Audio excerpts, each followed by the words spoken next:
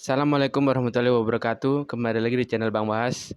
Teman-teman pasti tahu seri Dragon Ball, karakter utamanya Son Goku. Dalam cerita itu dia berpetualang dengan teman-temannya untuk mencari bola naga. Bola naga itu apa? Bola naga itu 7 bola yang jika dikumpulkan, bola-bola itu akan mengsummon atau memanggil sebuah naga raksasa yang naga itu konon bisa mengabulkan segala macam permintaan dari kekayaan, kekuatan, pengetahuan, bahkan menghidupkan orang mati. Dan dalam cerita itu Goku dan teman-temannya yaitu berpetualang untuk mencari ketujuh bola naga itu.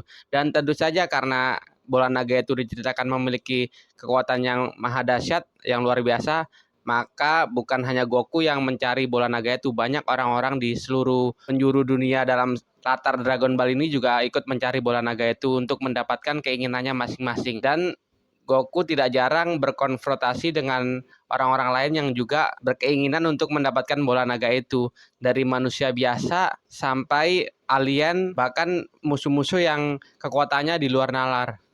Memang pertama Goku akan menghadapi musuh-musuh biasa seperti orang biasa, seperti tentara bayaran, seperti penjahat biasa. Tapi lama-kelamaan Goku menghadapi musuh-musuh yang lebih tangguh, yang lebih kuat, yang lebih kekuatannya di luar nalar. Ya awal Goku saat berhadapan dengan orang biasa, Goku menang karena dia memang ahli dalam bela diri. Tapi setelah Goku menghadapi musuh yang lebih kuat, Goku yang sudah ahli pun kewalahan dan akhirnya kalah. Setelah kalah, Goku yang karena emang maniak pertarungan, Goku emang seneng banget bertarung. Dia tidak berhenti di situ, dia terus berlatih, berlatih agar menjadi lebih kuat, dan jika berhadapan dengan orang itu yang sudah mengalahkannya itu, dia akhirnya bisa mengalahkan orang itu. Dan akhirnya memang Goku bisa mengalahkan orang itu yang tadinya mengalahkan Goku. Tapi setelah dikalahkan pun ada musuh yang lebih kuat yang muncul lagi. Begitu terus Goku berhadapan dengan musuh, lalu musuh itu mengalahkan Goku, Gokunya berlatih, berlatih keras dan akhirnya bisa mengalahkan musuh itu, lalu datang lagi musuh baru yang lebih kuat. Datang lagi musuh baru yang lebih kuat. Seperti itu terus. Polanya selalu seperti itu. Nah, pola-pola seperti ini tuh sebenarnya umum dalam anime bergenre shonen. Apa sih genre shonen itu? Genre yang ditujukan untuk anak-anak remaja sesuai dengan artinya shonen yang artinya anak remaja. Genre ini tidak jauh dari cerita tentang petualangan, tentang mengejar cita-cita, tentang mengejar ambisi bersama-sama teman-temannya. Jadi petualangan bareng-bareng sama teman-teman untuk mengejar cita-cita.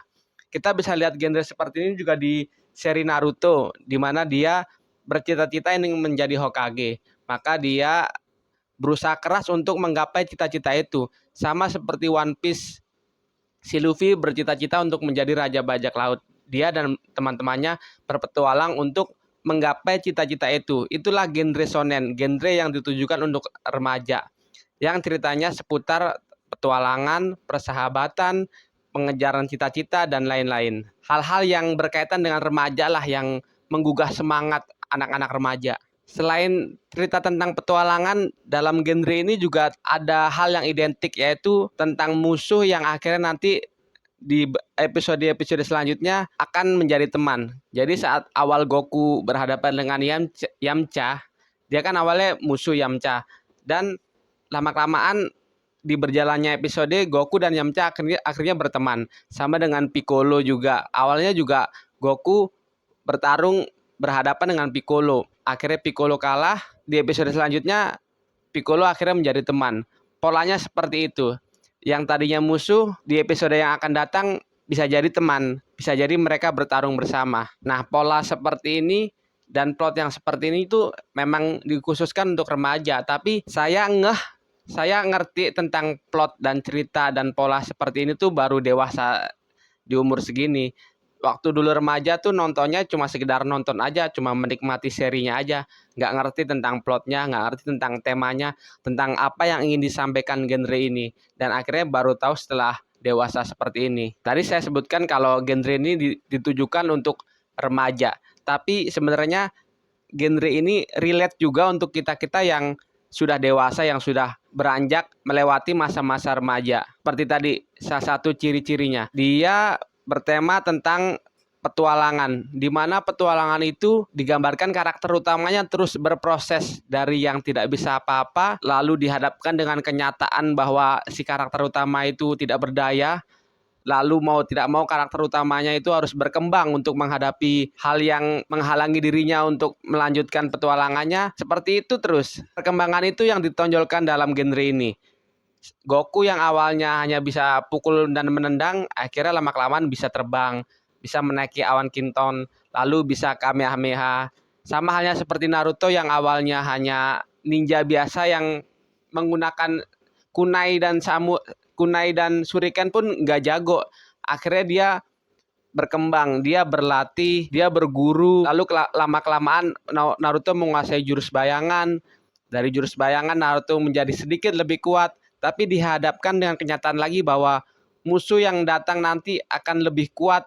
Bahkan dengan jurus bayangan yang jumlahnya 1000 pun Naruto belum tentu menang. Maka Naruto harus terus berlatih, harus terus berkembang untuk bersiap menghadapi musuh yang lebih kuat lagi. Nah, Naruto akhirnya menguasai Rasengan. Rasengan pun nggak cukup. Akhirnya Naruto menaikkan level jurusnya menjadi Rasengan Shuriken. Setelah Rasengan Shuriken belum cukup juga, akhirnya diimprove lagi menjadi Rasengan Shuriken yang memiliki elemen lain di dalam jurusnya. Sama seperti Luffy juga yang awalnya hanya mengalahkan Buggy dengan pukulan, lalu lama-kelamaan Luffy mau tidak mau harus menguasai jurus-jurus lain karena musuhnya yang datang lebih di luar nalar, lebih memiliki jurus yang lebih hebat dari musuh-musuh sebelumnya. Mereka dipaksa untuk berkembang, mereka dipaksa untuk terus mengimprove diri mereka agar bersiap untuk menghadapi tantangan selanjutnya. Ini sangat relate untuk kita di dunia nyata. Kita juga sering melihat contoh nyata sebuah perkembangan manusia, sebuah improvisasi dari manusia dari yang lemah menjadi yang kuat. Cristiano Ronaldo yang kita tahu dulu yang masih istilahnya culun, sekarang jadi mega bintang dari kerja kerasnya, dari latihannya. Semua berproses. Ronaldo berproses, dulu dia badannya kurus, sekarang jadi kekar berotot. Itu karena apa? Karena prosesnya. Dan proses itulah yang membuat Ronaldo seperti sekarang, membuat Ronaldo yang sehebat sekarang. Ya karena berproses. Ronaldo dulu pertama kali memasuki dunia sepak bola tidak langsung menjadi Ronaldo yang seperti ini, tapi dari Ronaldo yang masih pemula, yang masih perlu banyak belajar, akhirnya Ronaldo bekerja keras, Ronaldo berlatih, Ronaldo belajar, akhirnya menjadi Ronaldo yang sekarang. Semua tidak akan terjadi jika Ronaldo tidak mengimprove dirinya, tidak berproses untuk menjadi lebih baik. Contoh juga seperti pada video sebelumnya yang saya bahas tentang buku Robert Kiyosaki. Pak Robert ini mendapatkan pengajaran dari kecil, dari dia masih di sekolah dasar. Dia mendapatkan pengajaran dari ayah angkatnya, pengajaran tentang keuangan, tentang segala hal yang berhubungan dengan finansial. Barulah setelah dewasa, beberapa puluh tahun kemudian, di akhir masa pensiunnya, dia akhirnya mendapatkan kebebasan finansial. Dia mendapatkan kebebasan dalam hal keuangan. Proses itu sangat panjang, tidak sebentar, perlu puluhan tahun, yang bahkan prosesnya sudah dimulai dari kecil pun barulah saat dewasa, barulah saat menjelang tua beliau mendapatkan hasil dari proses kerja kerasnya itu, mendapatkan hasil dari pengajaran-pengajaran yang dia tempuh dulu. Itulah yang sangat ditonjolkan dalam genre shonen itu, tentang berproses, tentang kerja keras. Terlebih lagi orang-orang Jepang itu sangat menghargai kerja keras. Mereka sangat menghargai apa itu namanya proses. Lalu setelah tentang proses, tentang kerja keras, ada juga tentang pertemanan, tentang persahabatan, tentang di mana kita dengan teman-teman yang lain berkumpul menjadi satu, berjalan bersama, tentang kebaikan yang terorganisir. Karena kebaikan yang tidak terorganisir, kebaikan yang tidak berjalan bersama, tertata, berjalan bersama, akan kalah dengan kejahatan yang terorganisir, kejahatan yang tertata, kejahatan yang terencana, yang berjalan bersama. Orang-orang jahat yang bersatu ini akan bisa mengalahkan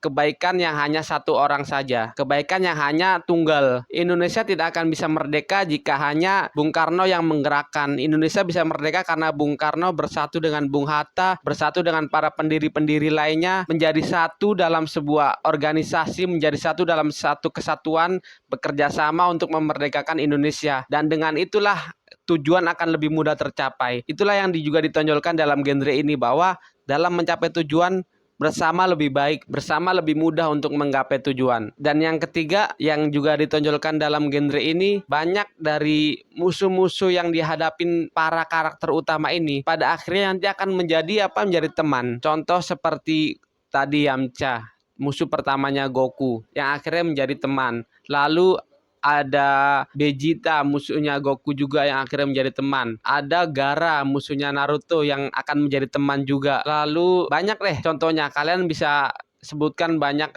contoh-contohnya. Mereka yang awalnya bertarung, mereka yang awalnya saling hajar, saling menghabisi satu sama lain, di episode-episode selanjutnya bisa menjadi teman. Mereka yang saling bentrok satu sama lain tidak menutup kemungkinan di episode-episode selanjutnya akan bertarung bersama untuk menghadapi musuh yang lebih kuat. Dalam dunia nyata pun kita juga dapat mengambil contoh dari Nabi Muhammad SAW, di mana Nabi Muhammad dulu juga pernah bermusuhan dengan orang-orang yang akhirnya pada kemudian harinya menjadi sahabat yang bahkan dijamin masuk surga, seperti Sayyidina Umar, seperti Khalid bin Walid, orang pertama yang berhasil mendesak Nabi Muhammad di medan perang. Sayyidina Umar dulu saat mendengar nama Nabi Muhammad pun langsung naik pitam, tapi sekarang menjadi satu dari sekian banyak orang yang akhirnya dijamin masuk surga. Seseorang yang berselisih dengan kita pada hari ini tidak menutup kemungkinan di masa depan akan bertarung, akan berjalan bersama, beriringan dengan kita untuk menggapai tujuan kita. Dan semua itu disatukan antara perkembangan karakter, antara diri kita yang berproses menjadi lebih baik, lalu kita bersatu bersama teman-teman untuk menggapai tujuan, kita bersatu bersama teman-teman mengorganisirkan sebuah kebaikan, dan musuh yang akhirnya menjadi teman, yang akhirnya beriringan bersama-sama, berjalan bersama-sama dalam kebaikan. Itu semua disatukan dengan yang namanya tujuan, disatukan dengan namanya visi. Visilah yang bisa mempersatukan, visilah yang bisa merangkum diri kita, teman-teman kita, bahkan musuh kita untuk berjalan bersama menggapai tujuan itu, menggapai visi itu. Itulah genre shonen, genre yang ditujukan kepada anak-anak muda, agar anak-anak muda ini ngeh bahwa mereka tuh harus berproses, mereka tuh harus berjalan bersama teman-teman mereka, dan mereka tuh harus tidak boleh menutup kemungkinan bahwa orang yang tidak mereka sukai hari ini bisa jadi di masa depan bersama-sama untuk menggapai impian. Genre yang memang ditunjukkan untuk anak muda, tapi kita sebagai orang yang sudah mulai beranjak dewasa dan meninggalkan masa muda juga harus tetap mengambil pesan ini dan coba mengamalkan dalam kehidupan kita sehari-hari. Walaupun kita sudah beranjak dewasa, kita tidak boleh berhenti berproses. Walaupun kita sudah beranjak dewasa, kita tidak boleh berhenti berjalan bersama teman-teman kita dalam menyatukan sebuah kebaikan, menyatukan sebuah gerakan menuju kebaikan. Walaupun sudah beranjak dewasa, kita tidak boleh menganggap orang yang menjadi musuh kita selamanya akan terus menjadi musuh kita. Di masa depan akan terus menjadi musuh kita. Bisa jadi dia akan membantu kita untuk semakin dekat menuju tujuan kita, menuju cita-cita kita. Itulah genre shonen. Terima kasih sudah menyimak. Semoga bermanfaat. Assalamualaikum warahmatullahi wabarakatuh.